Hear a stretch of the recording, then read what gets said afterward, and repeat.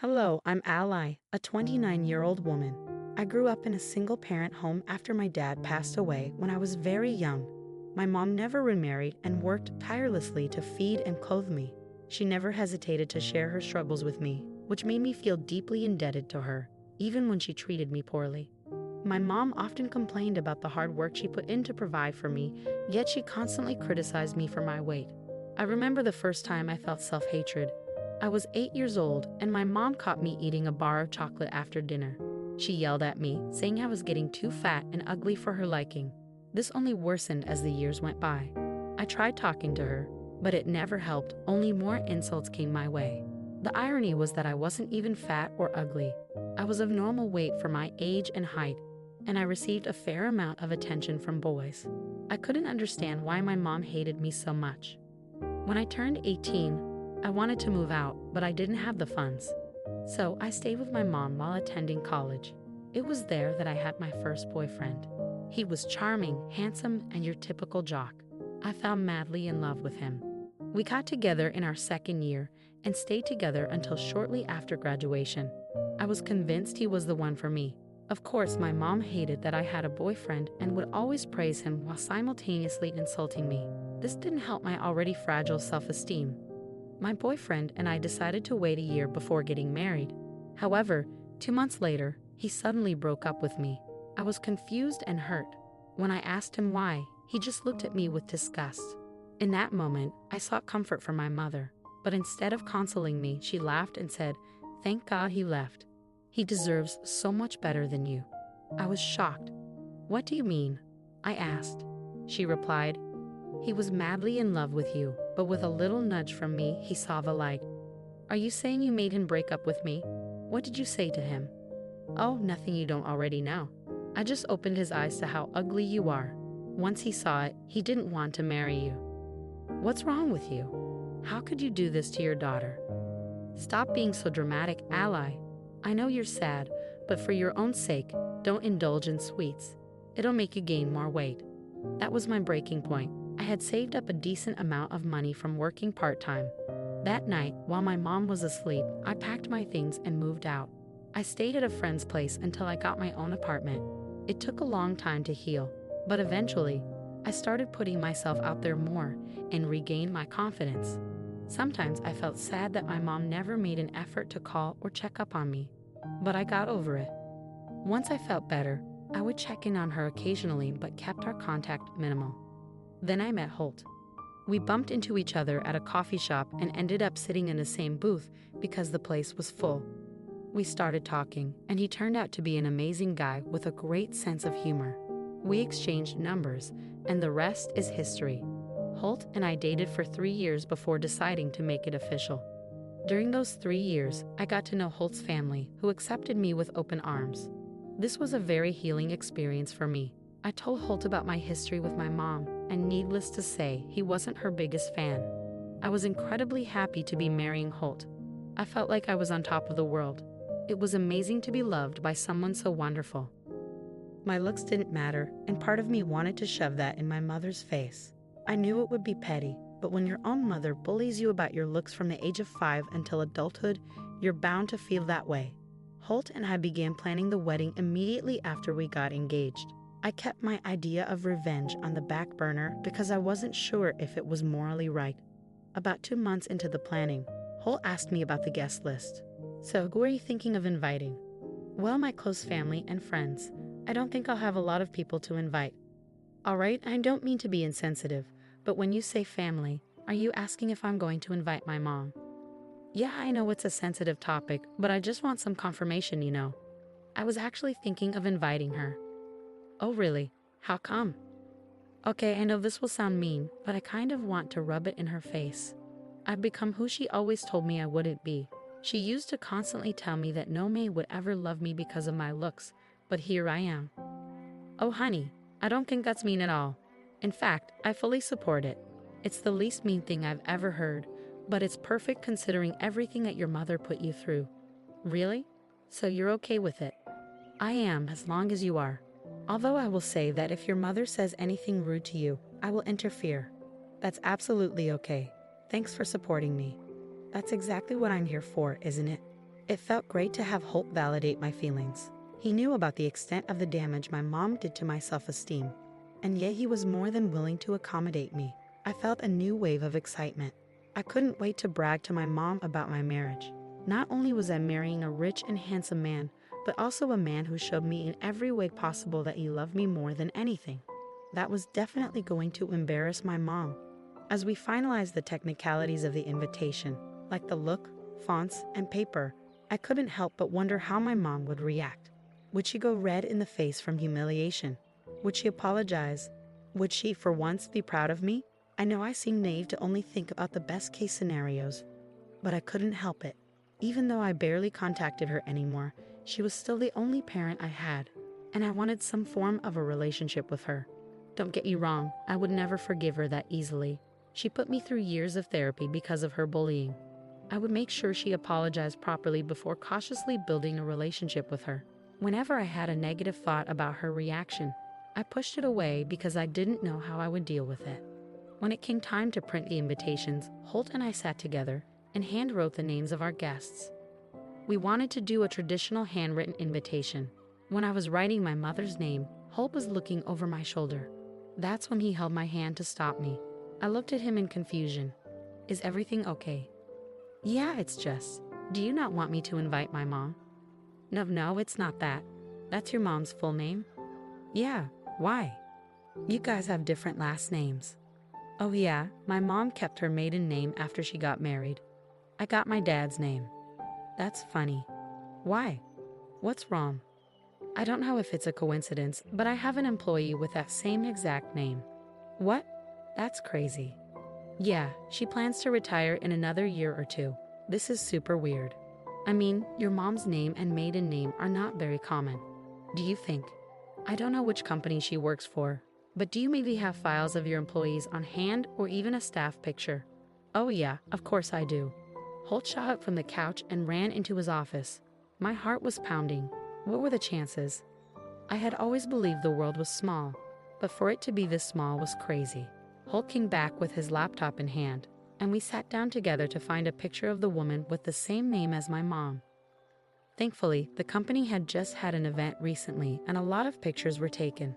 Holt and I scrolled through the pictures before I finally saw her. It was my mom, laughing at something someone had said. She was holding a drink, laughing at something someone had said. I stared in shock for a couple of seconds before bursting out in laughter. Holt asked if that was my mom, and I confirmed it. He didn't know much about her beyond why I kept my contact with her minimal. We shared a laugh because it was truly amazing how the universe had aligned to put my mother in her place. Not only was I marrying a rich and handsome man who loved me, but I was also marrying my mom's boss. That was definitely something I wanted to brag about.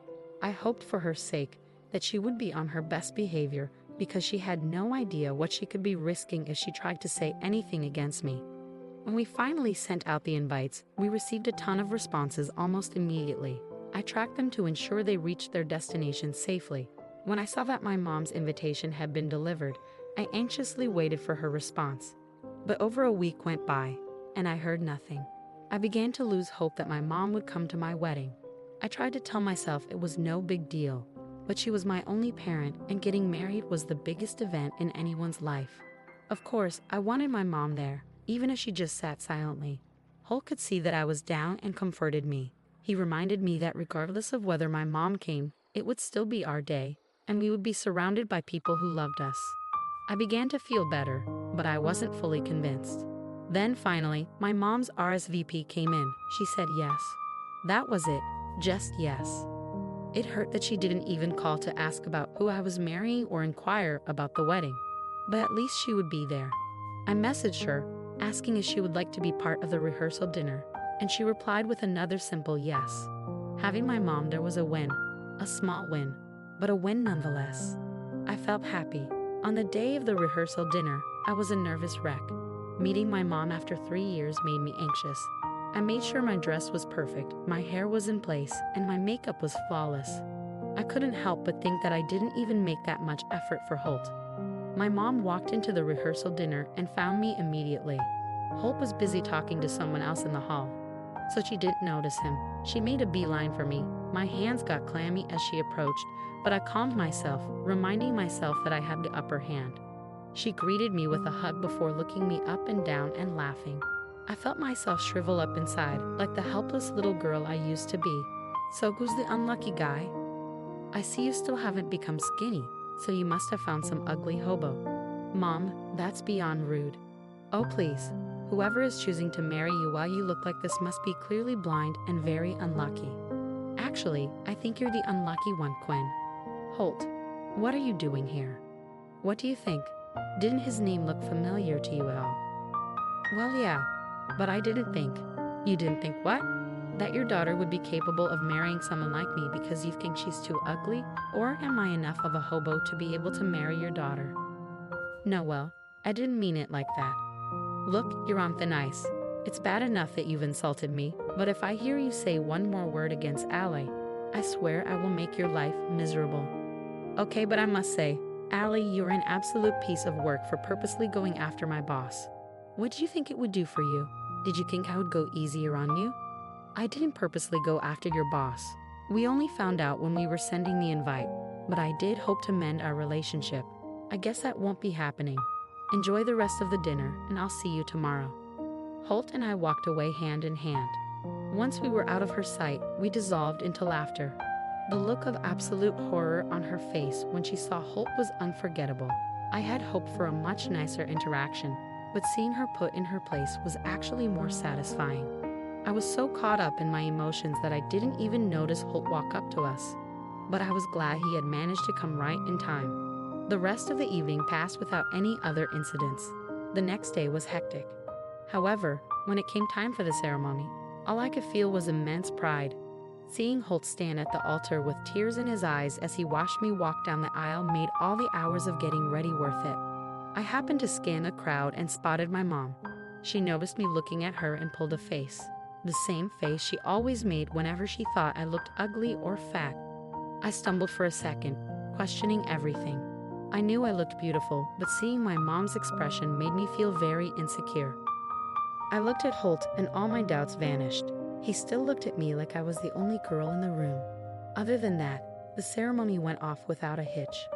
Holt and I exchanged our vows through tears, and the crowd cheered as we kissed. On our way to the reception hall, I told Holt what had happened earlier. "So something happened during the ceremony," I began. "What happened?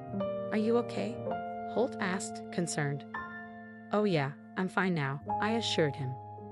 "Good, then tell me what happened." "Well, when I was walking down the aisle and I stumbled a little." "Yeah, I was a little worried. I happened to look into the crowd and saw my mother making the same face she always made to tell me I didn't look good. My God, what the hell is wrong with that woman? How could she do that to her own daughter on her special day? I don't know, but in that moment, all I wanted to do was run away and cry. But then I took one look at you and felt all right. That's right. If your mother does something like that again, just look at me. You're beautiful and nothing your mother says or does will ever change that. Thanks, I needed that. And I was serious when I said I would take action if your mom did something against you again. Now that I know just how much leverage I have over her, you best believe I will make sure she learns her lesson properly, and I'll be okay with whatever you do." The reception started off well. We began with dancing and drinking, and everyone was having a great time. Holt and I greeted all our guests and had conversations with them. I found myself feeling better with each interaction. At some point, I saw my mom walk into the hall, but she ignored us and went straight to the bar.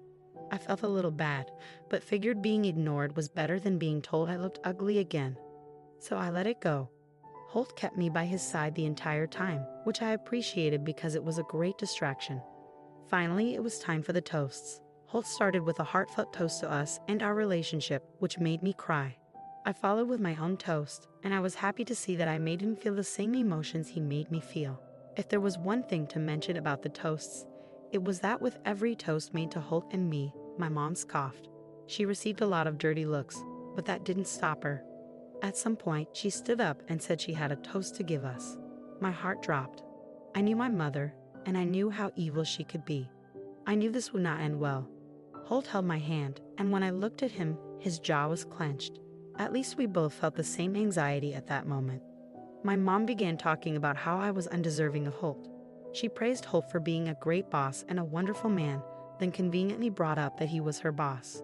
When she spoke of me, she kept talking about how ugly I was and how I should be grateful that Holt even spared me a glance.